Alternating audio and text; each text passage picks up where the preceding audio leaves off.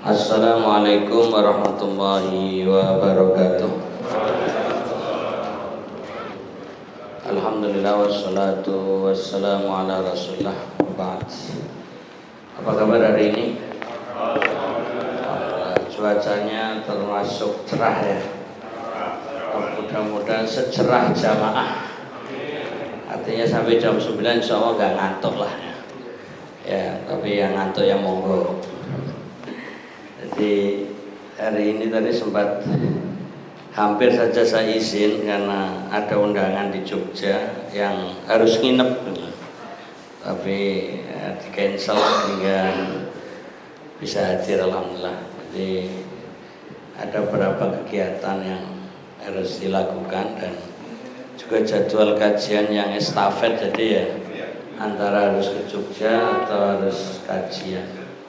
Jadi tadi habis asar aja dua jadwal yang bersamaan membingungkan. Yang satu jadwal ngajar di Pakim, jadi di sana ada pondok tahfidz yang saya juga mengajar HPT atau mengajar materi kemuhammadiyahan, fikih tarjih itu di Pakim.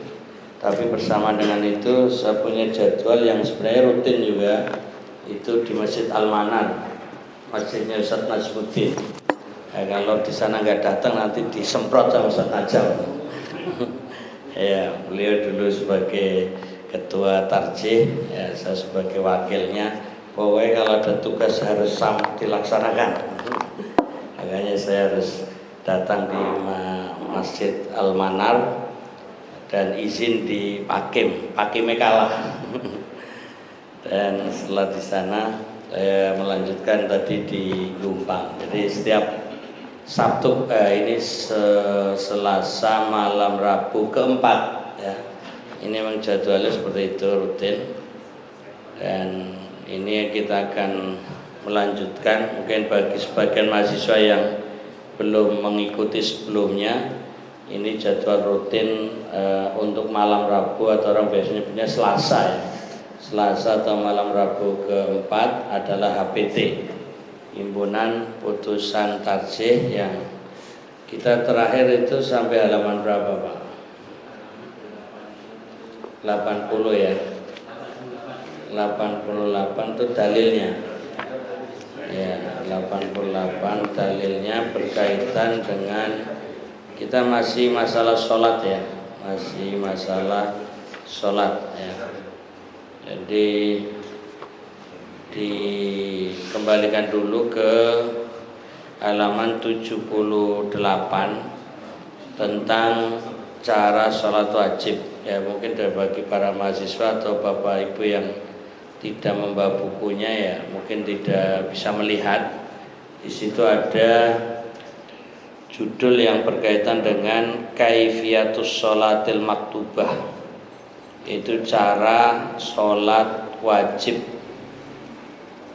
secara panduan ringkas, dimulai dari takbiratul ihram, Allahu Akbar, kemudian juga mengangkat tangan dengan batasannya, kemudian meletakkan tangan kanan di atas tangan kiri, lalu doa iftitah yang dicantumkan di situ ada 3 doa.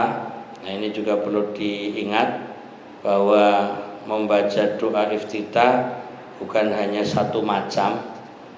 Di antaranya Allahumma ba'id baini, itu yang populer di kalangan Muhammadiyah. Tapi jangan lupa Muhammadiyah juga memperkenalkan wajhatu wajhiyah lilladzi fataras samawati wal arda hanifan muslima wa ma ana minal musyrikin. Inna sholati wa nusuki wa mahyaya wa mamati lillahi rabbil alamin la syarikalah wa bidzalika umirtu wa ana awwalul muslimin atau wa ana minal muslimin. Itu di HPT buku ini halaman 78 sampai 79. Karena mungkin kadang ada yang salah paham. Kalau orang baca Allahumma ba'id baini, itu Muhammadiyah. Kalau kabiro berarti orang Muhammadiyah. Sebenarnya kabiro apa itu awalnya itu kabiro tapi nanti ujungnya wajah tu wajia itu. Cuma di sini nggak ada kabironya memang di HPT. Dan yang tidak populer sama sekali itu doa ketiga. Ya, ini hampir tidak tersentuh oleh warga Muhammadiyah ini. Allahumma antal maliku la ilaha illa anta rabbi wa ana abduka dzalamtu nafsi wa tarabtu bi dzambi faghfir li dzunubi jami'a dan seterusnya, dan ini panjang. Ini kurang banyak diperkenalkan ya, sehingga sebagian warga Muhammadiyah pun tidak membacanya ya. Karena ya panjang, kemudian keterbatasan kita dalam menghafal ya, sehingga ya sudah cukup Allahumma bait-bait ini satu sepanjang masa, satu untuk seumur hidup dan selanjutnya itu ya tidak apa-apa, salah satunya. Kemudian selanjutnya membahas tentang bacaan basmalah, itu dipisah dengan membaca Al-Fatihah ya. Setelahnya sebelum Al-Fatihah itu ada ta'awudz ya. Ada ta'awudz kemudian basmalah. Nah, di pembahasan sebelumnya kita terakhir di masjid mana ya? Waktu kita baca. Kalau kemarin yang ketiga kita kan ilmu faraid banyak yang gaib itu. Karena hujan deras. Itu di masjid apa Pak? Al Istiqomah. Itu yang hadir mungkin hanya kira-kira 15 orang ya. Itu aja sudah basah-basah kuyup. Nah, kalau hari ini terang, karena itu sampai tempat parkirnya nggak cukup ini. Ya, ini keberkahan Masjid Baitul Qorib ini. Ya, jadi betul-betul ramai ini. Ada nggak 50 orang ini? Oh, lebih. Ini maksudnya hubungannya dengan snacknya cukup orang loh. Ini kan di luar prediksi ini. Kalau kemarin di Masjid Istiqomah snacknya banyak, si teko sidik lah bingung tuh. Takmir ya mumet juga, ini banyak, sisanya banyak, lah orangnya sedikit lah gimana ya, double itu ya. Lah ini hati-hati ya, nanti para mahasiswa mohon maklum karena bagian konsumsi itu ya mumet. Sudah disediakan 100 yang teko mung 20 kan, sisanya banyak. Disediakan 50 yang data 100 ya mumet. Makanya nanti kalau mahasiswa ada yang enggak kebagian snack jangan rasani takmir. Ya. Satu untuk bersama ngono lho maksudnya. Jadi biar paham karena bagian konsumsi itu mumet. Nah, ini nanti pas muswil tarjih di Solo ini saya bagian konsumsi ya, mikir juga ini nanti yang datang dengan persediaannya cukup enggak. Jadi salah satu panitia ini ngurusi konsumsi yo nggak gampang. Kalau cuma makannya enak gampang. Memprediksinya inilah yang perlu dipertimbangkan. Baik, ya mudah-mudahan semuanya ikhlas sehingga kalau dapat snack yo ikhlas banget. Yang nggak dapat snack ya sabar. Baik, ini kita akan melanjutkan setelah pertemuan yang lalu kita membahas masalah ta'awud. Ta'awud sudah ya. Ta'awud tadi halaman berapa? Halaman yang Al-Fatihahnya juga sudah ya. Sudah. Berarti kita membahas masalah surat ya. Jadi setelah membaca Al-Fatihah kemudian baca surat ini, kita ingin baca dulu di panduannya ya, panduannya. Oh, kita waktu itu di Gobayan ya, di Al-Bayan ya terakhir ya, di Masjid Al-Bayan kayaknya ya, di Al-Bayan ya. Di sana kita pas membahas masalah apa ya, Al-Fatihah ya, baca Al-Fatihah. Sekarang sama amin, nah, baca amin. Sekarang Iqra surah minal Quran ya. Bacalah surat dari Al-Quran. Ini di buku halaman 79 dulu. Tsumma qra suratan minal Quran ya, nomor 11. Kemudian bacalah salah satu surat daripada Quran, itu nomor 11. Kemudian bitadabburin wa tartil ya, dengan diperhatikan artinya dan dengan perlahan-lahan. Nah, ini dua poin ya, angka 11 dan angka 12 dalilnya di halaman 90. Ya, nomor 11 itu hadisnya li hadisi Abi Qatadah anna Nabiyya sallallahu alaihi wasallam. Ini dalam buku HPT menyingkat sallallahu alaihi wasallam itu sol'am. Ya, ini hanya sekedar singkatan Arab, shad lam ain mim, sol'am. Sallallahu alaihi wasallam. Kalau bahasa Indonesia kan SAW gitu loh. Ini shad lam ain mim, bacanya sol'am.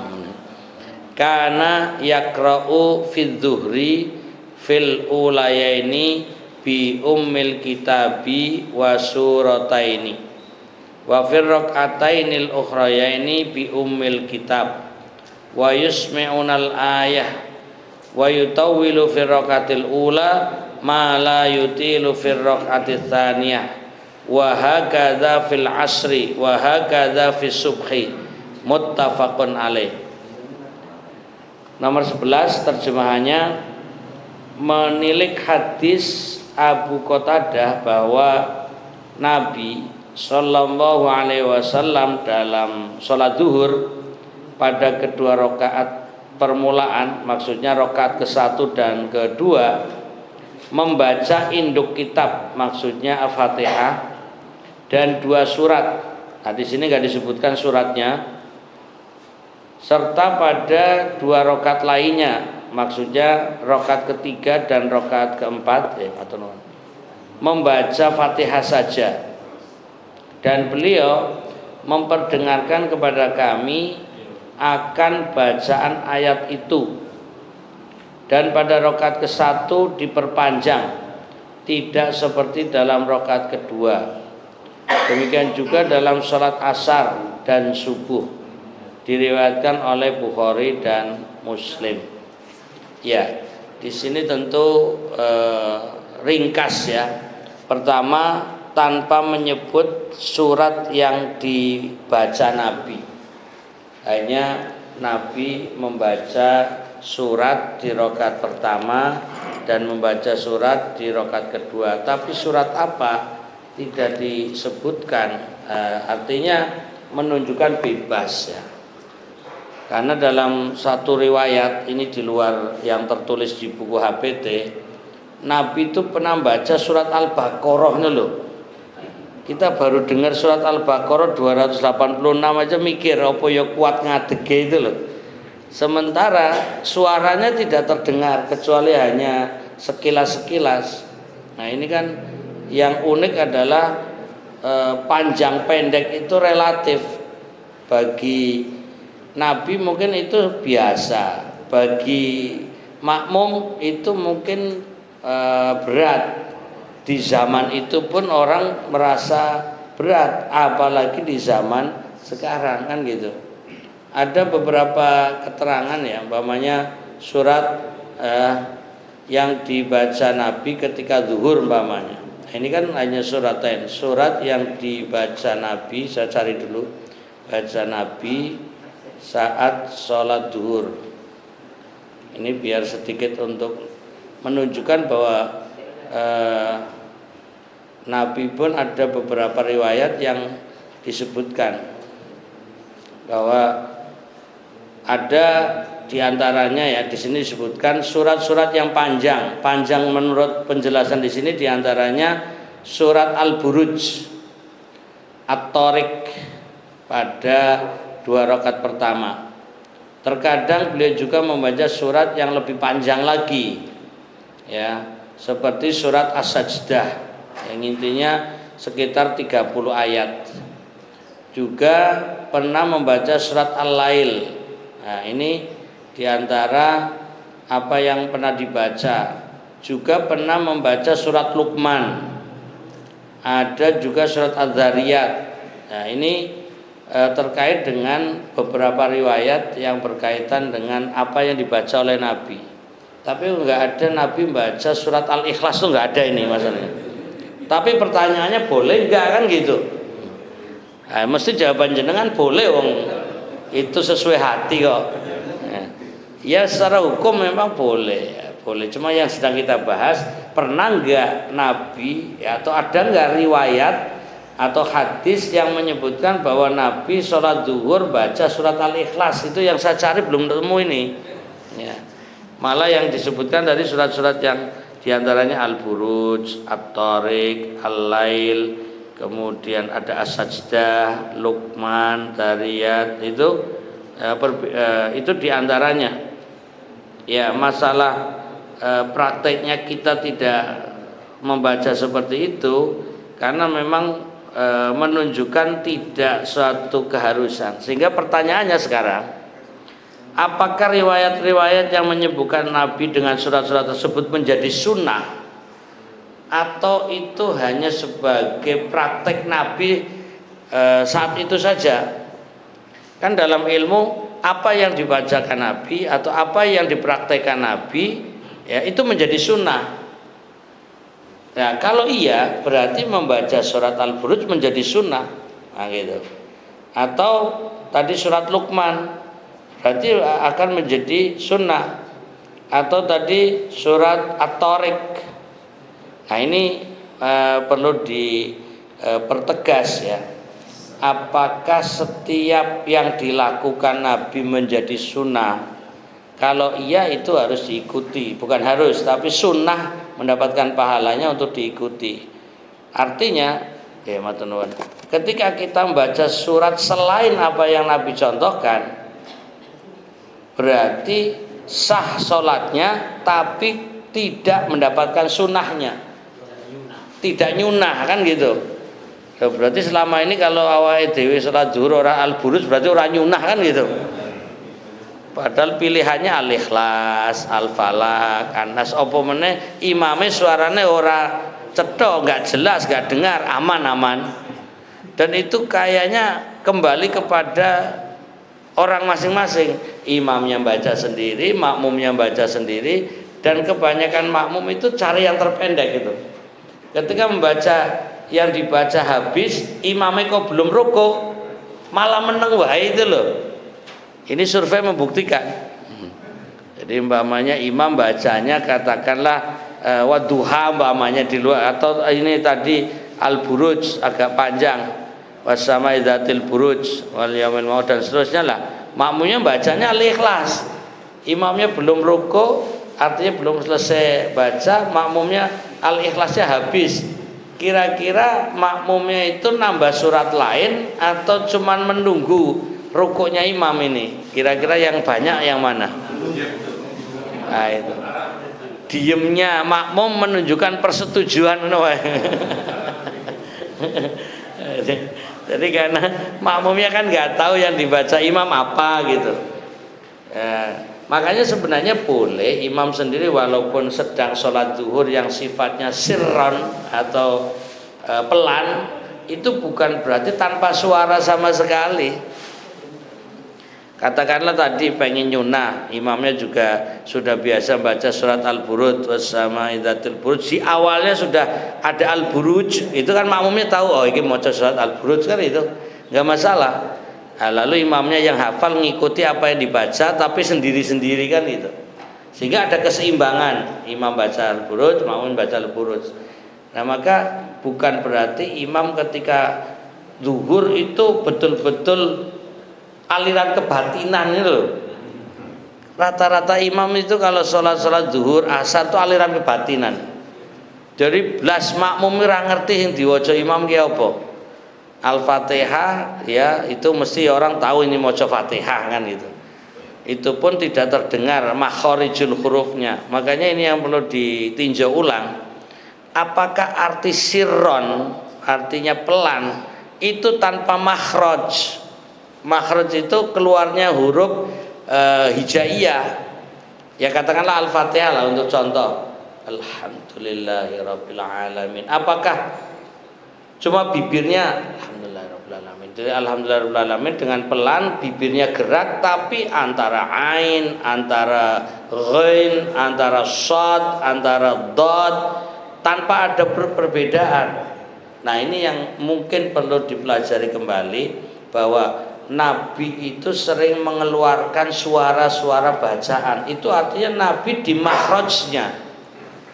Lidah kita itu kalau untuk bahasa Indonesia ya, Bahasa Indonesia itu tidak ada keluar masuknya. Umpamanya saya membaca buku HPT pada malam hari ini. Coba perhatikan, huruf yang keluar cuma di ujung bibir, di ujung lidah. Saya membaca buku HPT pada malam hari ini. Coba, itu bahasa Indonesia. Sekarang pakai bahasa Arab, itu beda. Fi hadhil lailah. Nah, itu ada tekanan-tekanan. Aqra'u pakai qaf. Aqra'u ya. Kitab HPT ya. Fi hadzal masjid itu ada tekanan ha, ada qaf gitu kan. Ra'u. Itu karena apa? Lidah orang Arab ketika membaca itu naik, turun, kemudian narik, keluar, masuk tuh betul-betul lidahnya tuh bermain. Kalau kita itu cuman naik turun. Coba jenengan pakai cermin. Aku berangkat ke masjid dalam rangka untuk mengikuti pengajian. Itu lidahnya kayaknya tidak ada gerakan sama sekali itu. Nah itu makanya untuk membaca surat atau apapun dalam sholat sekalipun sirron, itu usahakan makhrajnya dijaga. Makhraj itu artinya keluar huruf-huruf hijaiyah. Ya ini yang sering terabaikan oleh kita. Ya baik itu imam sendiri atau apalagi makmum. Nah ini. Nah pertanyaan selanjutnya nanti masalah bab jamaah. Ketika makmum tidak membaca sama sekali, apakah sudah cukup diwakili imam? Nah, ini agak melebar ini. Itu nanti ada bab ya berkaitan dengan qiraatul imam, qiraatul makmum. Bacaan imam sudah mewakili bacaan makmum. Nah, itu nanti babnya agak panjang, tapi di sini kita belum membahas itu. Tapi baru membahas tentang apa yang dibaca Nabi ketika zuhur, ketika asar. Ya. Nanti ada lagi ketika maghrib, ketika isya, ya. Di antaranya surat At-Tin itu menjadi rutinitas, walaupun Nabi sholatnya beribu-ribu kali, tapi ada surat yang diulang-ulang setiap kali sholat ya. Sampai ditentukan umpamanya sholat tadi isya Nabi membaca surat At-Tin, kemudian ketika umpamanya sholat Jumat Nabi Al-A'la dan Al-Ghasyiyah, itu kan artinya diulang-ulang itu. Nah itu yang kemudian dianggap sunnah ya. Tapi ketika membaca selain yang biasa Nabi baca tetap sah, cuma tadi nggak nyunah. Nah ini yang menjadi perbedaan antara yang mengikuti bacaan Nabi dengan tidak. Nah dalam HPT memang tidak merinci, makanya mungkin perlu juga ada penjelasan lebih lanjut. Makanya sebenarnya HPT ini sudah ada syarah HPT ini. Ada yang sudah punya belum ya syarah HPT itu loh. Jadi himpunan putusan tarjih ini ada penjabaran dan penjelasannya. Jika mamanya lagi pada posisi Nabi membaca surat di waktu zuhur dan asar, lalu diberi tambahan keterangan-keterangan, oh ada baca Al-Buruj, ada baca At-Tariq, ada baca Al-Lail, itu namanya syarah ya, penjelasan tambahan yang tidak dicantumkan di HPT ini ya, sehingga kita bertambah tahu di mana letak sunnah yang mestinya kita baca. Yang jelas umumnya orang itu ya mengulang-ulang surat dengan penuh keikhlasan, satu-satunya adalah surat Al-Ikhlas. Setelah Al-Fatihah. Kalau Al-Fatihah itu pasti ya. Surat Al-Ikhlas ini paling ideal, populer. Jadi kalau orang baca pengen cepat ya Al-Ikhlas itu. Sama yang lainnya apa? Al-Asr gitu. Inna atoina ya Al-Kautsar ya itu. Jadi pokoknya singkat padat sah. Singkat padat sah itu. Ya itu hanya sekedar untuk menambahkan, makanya di situ ada surataini. Kalau kita baca di hadisnya, kalau kita perhatikan pakai kata nakiroh. Ini hanya sekedar perhatian dari sisi ilmu bahasa Arab. Dalam hadisnya Nabi menyebutkan surataini. Nah, itu untuk menunjukkan dua surat yang tidak ditentukan. Kalau dalam istilah bahasa Arab ada namanya nakiroh, ada namanya ma'rifah. Apa itu nakiroh dan apa itu ma'rifah? Nah, nakiroh itu kata yang bersifat umum. Sementara ma'rifah kata yang terikat, tertentu. Nah, dalam hadis ini menggunakan kata surataini, dua surat tanpa al, bukan as-surataini. Nah, ini untuk menunjukkan kebebasan membaca surat itu. Berarti apapun bacaannya itu sah kan. Di dua surat ya, dua surat itu maksudnya rakaat pertama satu surat, rakaat kedua satu surat, bukan satu rakaat dua surat. Nah, jadi karena diawali dengan kata-kata fil zuhri fil ulayaini, yaitu ketika Nabi sholat zuhur di dua rakaat pertama ya, itu Nabi membaca surataini, berarti surat di rakaat pertama, surat di rakaat kedua, tanpa ada penyebutan nama surat yang Nabi baca. Cuma ketika kita nambah informasi lebih lanjut tadi yang sudah dibacakan, di antaranya surat-surat yang pernah dibaca, Al-Buruj, At-Tariq, Al-Lail dan sebagainya.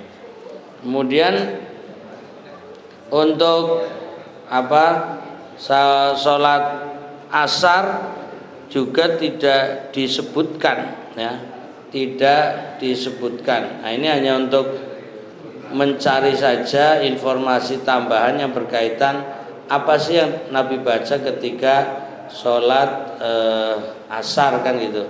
Jadi kalau tadi zuhur, sekarang bacaan Nabi ya saat sholat asar.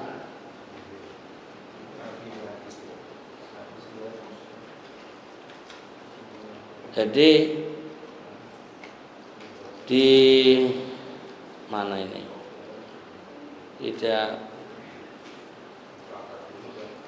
Nah, ini tidak disebut ini ya. Tidak disebut hadisnya yang Nabi baca, memang karena Nabi sendiri seringkali membacanya pelan, sehingga tidak banyak hadis yang menyebutkan bacaan apa yang dibaca. Kayaknya banyak orang kalau kita nebak ya, baca surat yang pendek itu boleh saja. Kalau surat sholat asar ya mungkin yang kadang ada orang mencocokkan surat asar wal asri ngono wae malah. Jadi demi waktu asar kan, akhirnya wal asri ya sah-sah saja. Ya memang tidak ada hadis yang menyebutkan di sini. Nah, jadi bacaan sholat asar. Nah, ini belum ditemukan ya riwayatnya yang menunjukkan bacaannya. Baik. Jadi intinya bebas ya, intinya bebas apa yang dibaca. Kemudian kalau beberapa buku itu sebenarnya ada keterangan, tapi kok ini saya belum mendapatkan. Kemudian selanjutnya wa yutawwilu,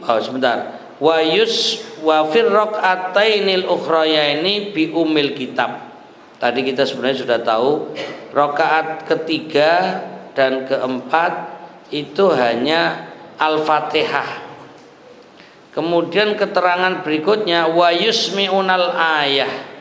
Nah, ini yang perlu digarisbawahi, memperdengarkan kepada kami akan bacaan ayat itu. Nah, ini yang biar tidak salah paham. arti sirron tadi, kembali lagi bahwa sekalipun sholat zuhur atau juga sholat asar bukan berarti tanpa didengar sama sekali, terutama imam, karena yang sedang diceritakan adalah Nabi sebagai imam itu yusmi'una. Kata yusmi'una itu memperdengarkan. Coba perhatikan, kalau menggunakan kata nasma'u, ya nasma'u, kami dengar, berarti Nabi membaca tidak sengaja dikeraskan tapi terdengar, itu namanya nasma'u. Tapi di sini Nabi adalah yusmi'u. Nah, ini yang perlu dipahami, berarti dengan sengaja Nabi membaca baik itu surat Al-Fatihah atau juga surat-surat yang dibaca diperdengarkan. Walaupun posisi makmum itu membaca sendiri-sendiri, tapi Nabi tetap memperdengarkan. Nah, ini yang tadi seringkali imam banyakan ini hanya guyonan, aliran kebatinan. Baca tapi makmum nggak dengar sama sekali, hanya ngukur iki bacanya panjang apa pendek, lama atau sebentar, kan gitu. Nah, kalau semakin panjang yang dibaca oleh imam, semakin lama, kira-kira makmumnya apa yang dibatin? Iki imam mau maca dawa-dawa ya gitu. Mulai batin karena nggak didengar apapun yang dibaca gitu. Ya, jadi makmumnya hanya ngerasani gitu. Makmumnya hanya ngerasani karena nggak kedengaran sama sekali ya. Nah, tadi wa yutawwilu fi rakatil ula, artinya ada perbedaan antara rakaat pertama mala yutilu fi rakatis tsaniyah, ya, yang Nabi tidak memperpanjang pada rakaat kedua. Ini juga perlu diperhatikan. Ada ya perbedaan panjang pendeknya antara rakaat pertama, rakaat kedua, dan bahkan ketiga keempat itu lebih pendek lagi.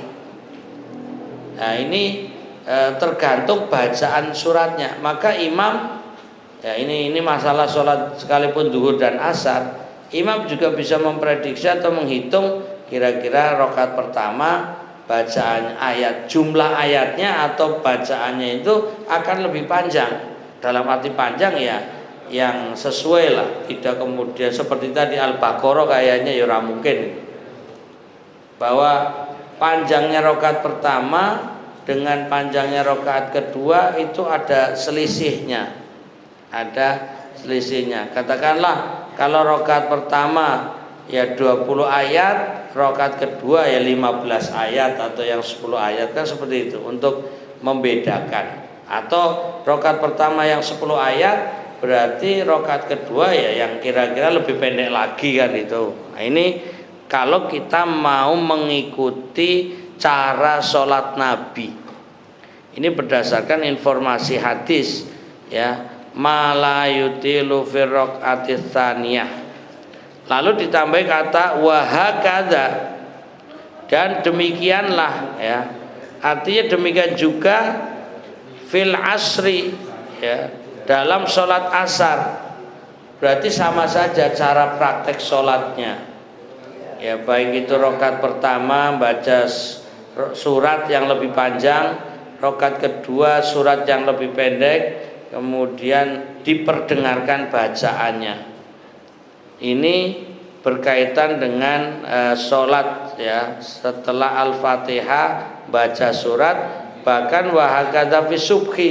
Nah, kalau subuh seharusnya ada ayat-ayat atau surat yang jelas terdengar ya.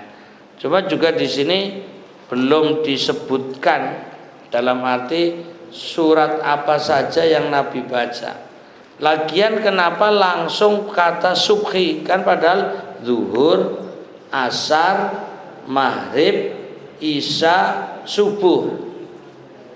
Coba amati kenapa dalam hadis ini kok langsung Wa hakadza fi subhi. Demikian pula di waktu subuh. Lah maghrib isanya kemana kan gitu. Jadi dalam riwayat ini kok tidak umpamanya wa hakadza fil maghribi wal isya'i was subhi gitu loh. Nah ini mungkin perlu keterangan lebih lanjut ini. Apakah memang maksudnya untuk mempersingkat riwayat ya, sehingga langsung kepada kata subuh ya. Seharusnya kalau subuh itu mesti ada riwayat yang dibaca Nabi waktu subuh, waktu rakaat pertamanya apa dan rakaat keduanya apa. Demikian pula ketika maghrib dan isya. Nah ini mungkin perlu ada tambahan lagi, cari hadisnya. Baca Nabi di waktu maghrib. Jadi kalau hadisnya mestinya ada. Jadi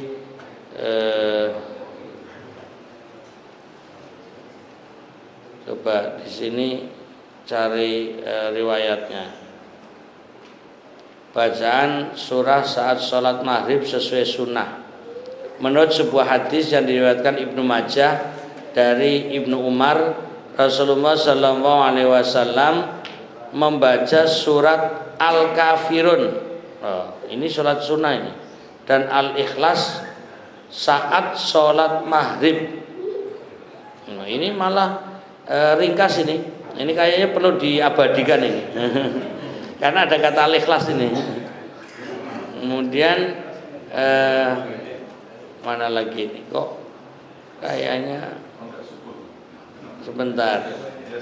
Ini kok hadisnya tadi sudah ada. Apakah cuma itu? Kan Nabi sholat juga banyak ya. Ada 8 surat yang dibaca Nabi ketika sholat maghrib. Jadi coba ini kan cari riwayatnya.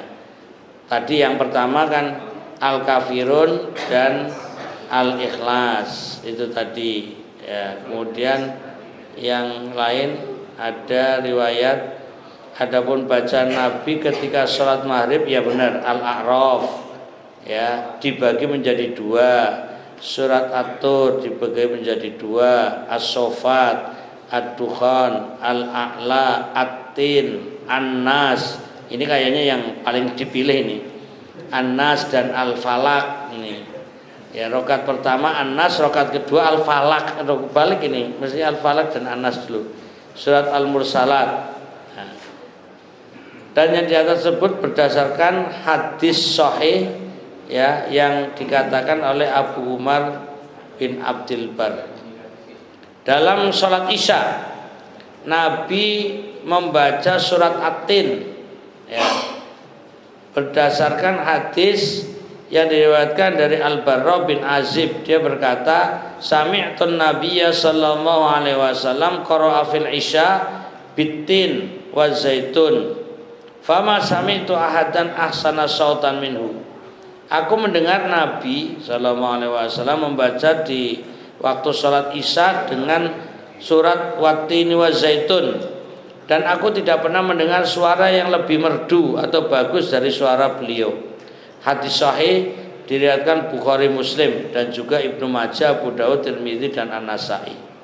Nah ini diantaranya ya, diantara bacaan-bacaan yang pernah ya dibaca Nabi dan menjadi referensi ya. Tapi apakah harus selalu baca surat itu? Tentunya tidak. Tapi kalau umpamanya membaca seperti di waktu Isya Wat-Tini wa Zaitun atau tadi di maghrib juga ada Wat-Tini wa Zaitun, itu telah mendapatkan sunnahnya.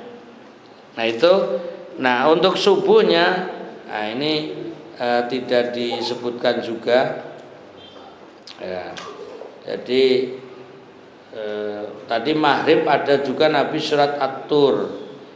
Coba bacaan Nabi di waktu subuh ini biasanya agak panjang-panjang. Coba boleh dibantu saya nggak apa-apa yang bisa nyarikan. Karena memang di HPT-nya nggak ada ini. Jadi untuk menambah keterangan. Jadi bacaan Nabi saat sholat subuh. Nah ini untuk mengetahui saja, walaupun mungkin tidak semua kita mempraktekkan, tapi paling tidak sudah tahu informasinya. Nah diantaranya surat ya digambarkan Nabi Muhammad SAW membaca berbagai surat saat sholat subuh, seperti surat yang panjang sekitar 60 sampai 100 ayat. Nah ini kayaknya untuk level kita itu sudah mundur sebelum mulai ini. Umpamanya imamnya mengumumkan, maaf Bapak Ibu jamaah, hari ini saya akan baca 100 ayat, langsung batin, aku tak mulai sewae. Ini di antaranya di sini ada nama-nama surat yang dibaca, surat Qaf, surat Ar-Rum, surat Al-Waqi'ah, ada surat As-Sajdah, ada Al-Insan. Nah, ini malah di hari Jumat ada kekhususan. Jadi surat As-Sajdah dan Al-Insan di hari Jumat, bukan Al-Kahfi tapi malah Al-Insan ya ini dan As-Sajdah. Beliau juga pernah membaca surat yang lebih pendek seperti Az-Zalzalah, Asy-Syams serta Al-Mu'minun. Terkadang saat safar beliau membaca surat-surat pendek seperti Al-Falaq dan An-Nas ya. Nah ini diantara informasi berkaitan dengan surat-surat yang Nabi baca. Nah ini yang hari Jumat ini mungkin juga belum banyak mempraktekkan, yaitu rakaat pertama membaca surat As-Sajdah, surat yang ke-32, dan rakaat kedua membaca surat Al-Insan ya, surat yang ke-76 ya. Ada tambahan, membaca surat-surat yang panjang merupakan kebiasaan Nabi untuk sholat subuh, meskipun beliau juga pernah membaca surat yang pendek. Untuk sholat subuh di hari Jumat tadi sudah disampaikan, membaca surat As-Sajdah dan Al-Insan adalah sunnah yang dianjurkan.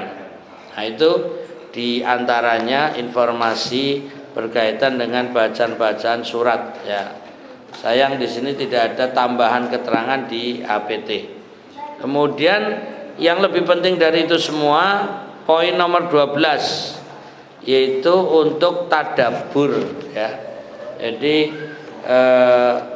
liqaulihi ta'ala afala yatadabbarunal Qur'an ya. Am ala qulubin aqfaluha. Karena firman Allah Subhanahu wa taala, apakah mereka itu tidak memperhatikan Al-Qur'an ataukah pada hati mereka ada tutupnya ya. Dan juga firman-Nya, dan bacalah Al-Qur'an itu dengan perlahan-lahan, warattilil Qur'ana tartila. Nah, kalau tadi afala yatadabbarunal Qur'an itu surat Muhammad ya ayat 24. Kemudian warattilil Qur'ana tartila surat Al-Muzammil ayat 4. Nah, ini dua poin yang kita baca pada malam hari ini berkaitan dengan surat-surat yang dibaca saat sholat dari zuhur, asar, maghrib, isya sampai subuh. Kemudian anjuran untuk bertadabbur. Ada beberapa menit ya untuk tanya jawab. Tadi Ustaz Zainal bilang silakan kalau ada waktu untuk tanya jawab. Monggo silakan. Mungkin ada di antara jamaah. Monggo Pak. Kapan makmum membaca Al-Fatihah ketika sholat subuh, maghrib dan isya yang jahar? Apakah ketika telah amin, apakah dari imam bacaan Kapan makmum membaca Al-Fatihah di waktu subuh apa zuhur, asar, isya, maghrib juga? Kalau maghrib, oh yang jahar. Berarti kan dari maghrib, isya, subuh.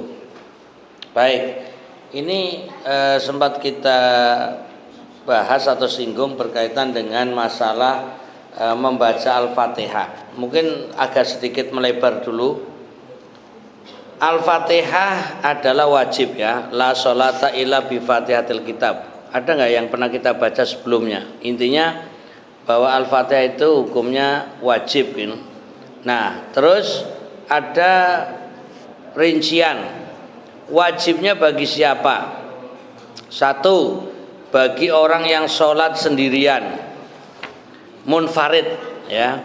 Dua, bagi imam dalam sholat jamaah. Nah, sekarang yang ketiga, bagi makmum. Bagi makmum ketika tidak mendengar bacaan imam. Berarti rakaat ketiga ya, dan rakaat keempat, atau yang sholat sirron, zuhur, asar, maghrib, zuhur, asar itu selalu baca sendiri.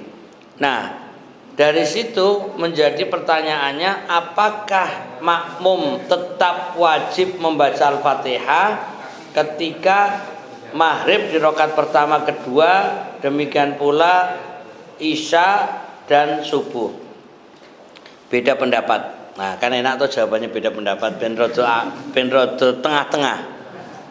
Bagi yang mengatakan bahwa makmum itu sudah diwakili imam, ya, berarti nggak perlu cari-cari waktu, nggak perlu kapan bacanya, karena imam sudah baca Al-Fatihah, maka makmum tidak perlu. Imam itu sudah mewakili bacaan makmum, maka makmum tidak perlu membaca Al-Fatihah lagi, gugur kewajiban baca Al-Fatihahnya. Itu yang pendapat pertama. Nah, pendapat kedua, ini yang sebenarnya pertanyaan itu, orang yang meyakini Fatihah tetap wajib dibaca walaupun makmum sudah dengar imam baca Al-Fatihah. Nah, di sini yang sulitnya mencari posisi waktunya. Ada pilihan. Pertama, ketika imam baca ngikuti. Itu cara satu. Cara dua adalah membaca setelah imam membaca, setelah amin. Antara amin dengan imam mau baca surat. Nah, itu kemungkinan yang bisa. Nah, bagaimana kalau imam lagi baca surat, makmum baca Al-Fatihah? Ini pertanyaan yang lain. Nah, saya ingin contohkan saja. Ketika perbedaan pendapat ini berkelanjutan, maka imam-imam di Mekah, Masjidil Haram, dan juga di Masjid Nabawi, karena konsep Mekah Madinah itu dijadikan satu kesamaan, imam memberi jarak setelah amin, jeda yang diperkirakan cukup makmum membaca Al-Fatihah. Makanya perhatikan, imam di Mekah Masjidil Haram atau imam di Masjid Nabawi itu setelah amin itu dikasih waktu dalam rangka makmum yang punya keyakinan harus baca Al-Fatihah, karena makmumnya sandunya itu loh. Dengan perbedaan pendapat masing-masing, di sana toleran, sehingga bacanya setelah amin lalu baca Al-Fatihah. Baru biasanya imam baru baca surat. Itu pun kadang yo ora cukup itu loh, sehingga baca Al-Fatihahnya super ngebut. Padahal di sini suruh tadabbur, lah sangel meneh to niku. Nah, jadi pendapat kedua ini paling susah untuk dicarikan waktu ini. Ya, makanya lebih aman pendapat pertama itu loh. Ya, bahwa dalam bahasa Arabnya qiraatul imami, qiraatul makmumi. Bacaan imam sudah menjadi wakil bagi bacaan makmum. Aman gitu loh selesai. Iya. Nah, yang unik lagi ini di luar materi ya. Pemahaman kalau makmum sekalipun tidak membaca, tapi juga harus ngikuti bacaan imam dari awal. Ini yang terjadi pendapat satu kelompok di Solo ini, bahwa punya keyakinan makmum itu harus mendengar bacaan imam dari awal. Jadi kalau imam baca bismillah, alhamdulillah, itu imam makmum harus dengar. Kalau tidak dengar berarti sama dengan ketinggalan. Makanya umpamanya imam baca ghairil maghdubi alaihim. Nah, ini datang makmum, Allahu akbar, waladdallin, amin. Cuma itu ghairil maghdubi alaihim itu dianggap rakaat ini enggak dihitung. Walaupun habis itu ngikuti surat bacaan imam, makmum ini dianjurkan untuk nambah 1 rakaat karena ketinggalan bacaan imam. Itu sudah beredar dan punya dipraktekkan oleh sebagian organisasi yang ada di Solo ini. Perlu disebut nggak? Sudah tahulah ya. Karena saya sering berdampingan dengan salah satu jamaah yang seperti itu. Pernah saya tanya, jenengan sama saya kan tadi bareng gitu kan. Saya mengikuti imam ya, di pertengahan Al-Fatihah saya hitung 1 rakaat. Begitu saya salam dia berdiri lagi. Lalu habis sholat jenengan kok nambah? Oh, aku tinggalan Al-Fatihah tadi yo. Lu kan bareng saya. Ya tapi kan tidak dari bismillah katanya. Oh ya wes. Nah, terus diskusi setelah itu, lah dari mana sumbernya? Dari ustadku. Lah sudah ustadku itu. Berarti aku itu bukan ustadznya dia kan loh masalahnya. Ya serah apa-apa, berbeda pendapat seperti itu ya. Baik gitu Pak ya. Ya ini biar kita juga bagi yang memahami harus baca Al-Fatihah semoga golek dhewe waktune. Nah gitu. Silakan yang lain monggo. Nggih silakan. Itu yang berkeyakinan harus baca Al-Fatihah. Kalau toh imam itu sudah baca surat, kita lanjutkan Al-Fatihah. Baca surat baca Al-Fatihah setelah amin itu loh. Tapi imam sudah baca surat. Nah kita lanjutkan Al-Fatihah itu selesai aja gitu. Mau membahas hukumnya atau membaca keikhlasannya itu. Boleh atau tidak itu? Kalau berdasarkan dalil nggak boleh. Bacanya kan duluan kita daripada imamnya. Jangan maaf, kita itu sebagai makmum itu ngatur imam atau manut imam loh masalahnya. Aku kan lebih dulu dari imam. Namanya kan ngatur imam gitu loh. Kalau duduk ke sana, waktu kita sholat, sedang di sebelah kita ada orang haji baca Al-Fatihah, kenapa kita nggak boleh sholat akhirnya? Karena dengan baca Al-Fatihah. Idza quri'al Qur'anu ya kalau ya sekarang yang jadi masalah mau ngikuti dalil atau kita mengikuti keadaan kan gitu. Kan dalilnya adalah kalau ada di bacaan Al-Qur'an maka dengarkan, terutama dalam sholat dulu. Kalau jenengan nambahi, kalau ada orang baca Quran kita tidak boleh sholat, itu kan itu persoalan kedua. Ini persoalan pertama dulu. Persoalannya adalah posisi imam ini yang menjadi pembaca surat. Makmum ini tugasnya menyimak atau mendengarkan. Nah ini kan maaf, ibaratnya makmum ini tidak mau peduli urusan bacaan imam. Lalu pertanyaannya, apalah fungsinya Anda menjadi makmum kan itu? Jadi seakan-akan ya sudah aku dewi kamu dewi kan gitu. Ini rada makmum balelo iki ngene iki. Jadi makmume pokoknya aku ki kudu rampung Fatihahe. Ora peduli imam maca apa. Itu kan sama dengan memaksakan kehendakan itu. Dan dalilnya kan sudah jelas. Kalau imam lagi, karena ini Quran dibaca, siapa yang baca? Imam. Maka tugas makmum menyimak kan gitu. Nah itu artinya Al-Fatihah yang dibaca kalau belum selesai ya berhenti.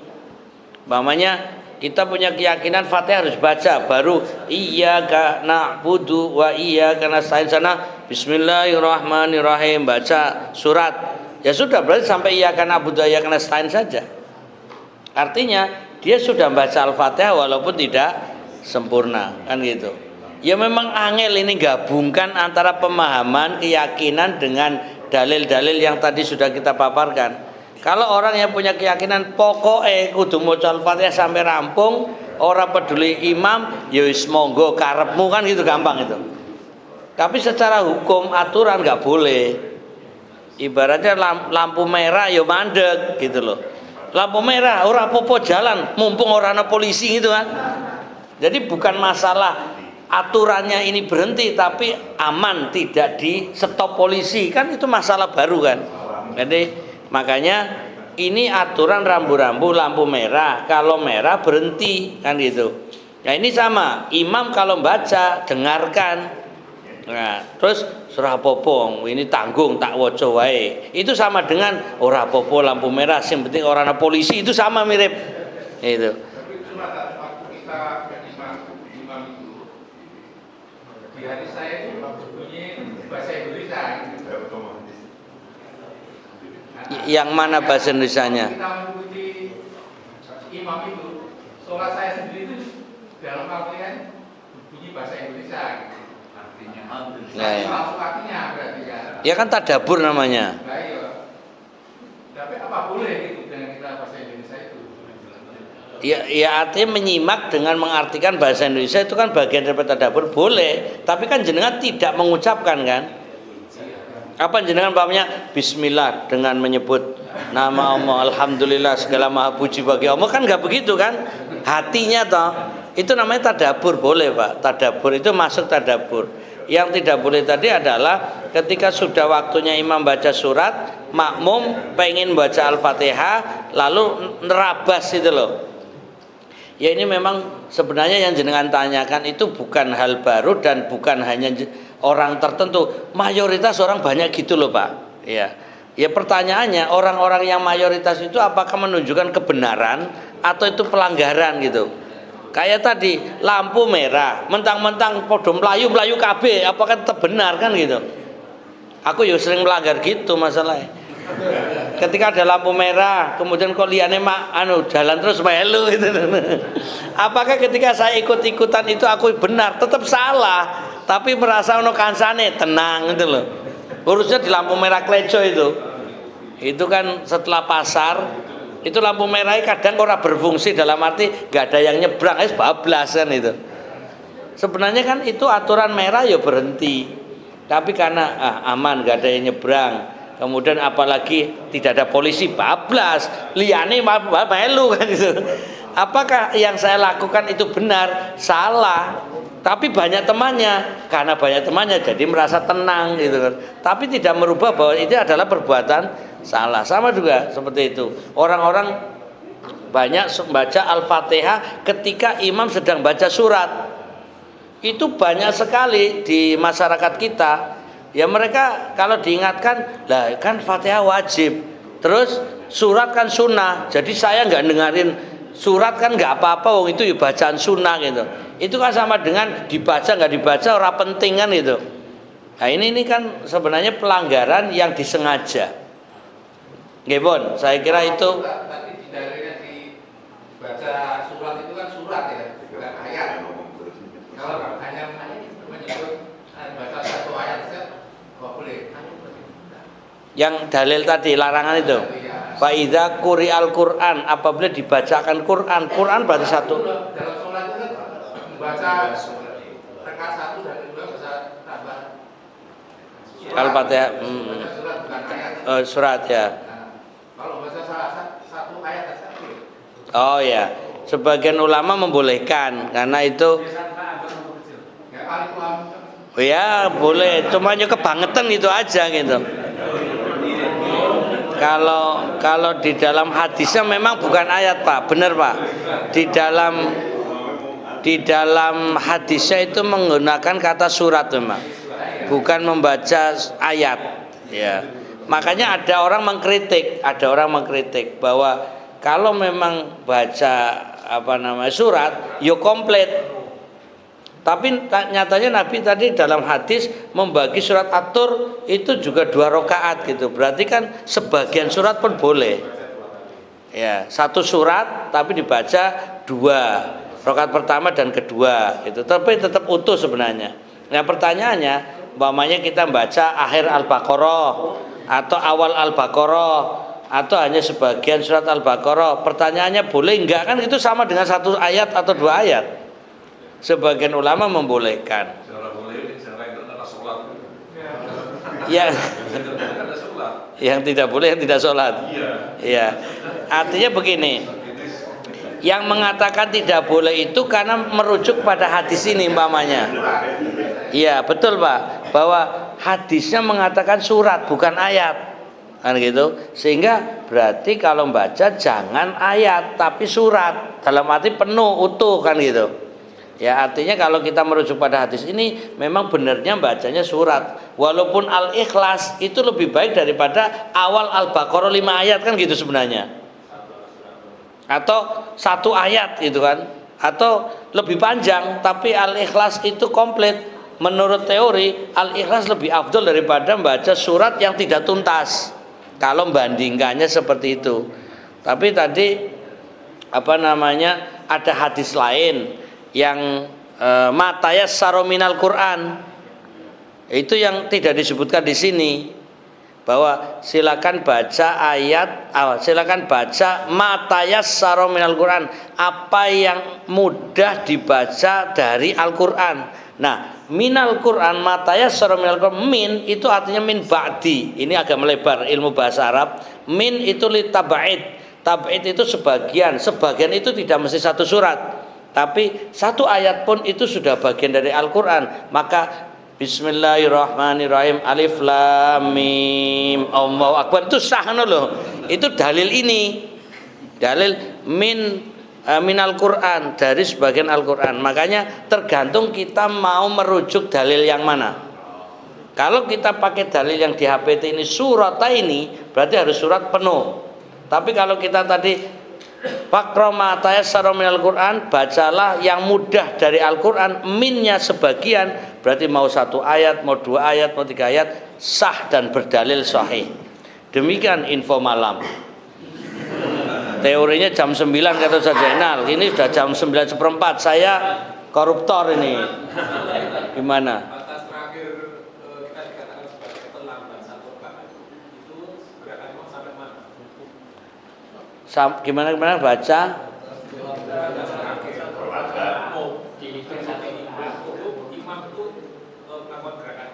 Oh, jadi kapan kita dianggap ikut imam 1 rakaat? Ini panjang lagi sampai tengah 10 deh. Tapi tak persingkat. Ada yang membatasi sampai berdirinya imam. Jadi kalau ada makmum datang imam masih berdiri, lalu dapat berdirinya, berarti masih 1 rakaat. Ya kan? Itu pendapat pertama, sehingga harus mendapatkan berdirinya imam. Tapi pendapat yang lebih longgar itu sampai mendapatkan rukuknya imam. Ya, jadi ketika imam Allahu Akbar rukuk, lalu ini datang takbir dulu, Allahu Akbar, lalu Allahu Akbar takbir 2 kali, itu mendapatkan rukuk imam, maka masih dihitung rakaat pertama atau mendapat 1 rakaat. Dalilnya man adraka al imam faqad adraka shalah. Siapa yang mendapatkan rukuknya imam maka mendapatkan rakaat atau 1 rakaatnya imam. Itu ada dalilnya. Lah bahkan ada yang merembet, yaitu sampai rukuknya makmum liyane, itu apa ini? Jadi walaupun imamnya sudah sami Allahu liman hamidah, ini datang makmum lainnya masih rukuk, kita ikut lalu rukuk sama imam sama makmum, dianggap 1 rakaat. Kenapa? Statusnya sama-sama makmum. Nah ini agak rada melebar. Yang paling maksimal itu yang rukuknya imam. Ya, tapi kembali lagi, orang yang punya keyakinan yang tadi, yang pertama, itu ya tidak menghitung ketika imam dapat rukuk. Nah, itu. Tapi kalau saya masih memilih yang kalau imam rukuk lalu kita dapat rukuk masih boleh dapat. Demikian, daripada sampai 9:30 kepanjangan. Cukup sekian dan terima kasih ya. Subhanakallahumma bihamdika asyhadu an la ilaha illa anta astaghfiruka wa atubu ilaik. Wabillahi taufiq wal hidayah. Assalamualaikum warahmatullahi wabarakatuh.